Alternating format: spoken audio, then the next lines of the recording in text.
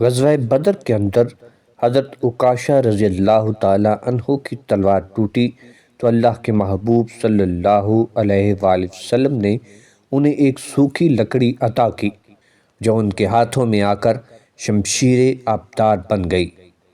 جب وہ لکڑی ان کے ہاتھ میں گئی تو وہ نہایت شاندار لمبی چمکدار مضبوط تلوار بن گئی، تو انہوں نے اسی کے ساتھ جہاد کیا جب تک کہ اللہ تعالیٰ نے مسلمانوں کو فتح عطا فرمائی، تو وہ تلوار عون کے نام سے موسوم ہوئی۔ جنگ احد میں حضرت عبداللہ بن جحش کی تلوار ٹوٹی تو آپ صلی اللہ علیہ وآلہ وسلم نے انہیں کھجور کی ایک شاخ عطا فرمائی۔ جب وہ حضرت عبداللہ رضی اللہ تعالیٰ عنہ کے ہاتھوں میں گئی تو وہ نہایت عمدہ تلوار بن گئی۔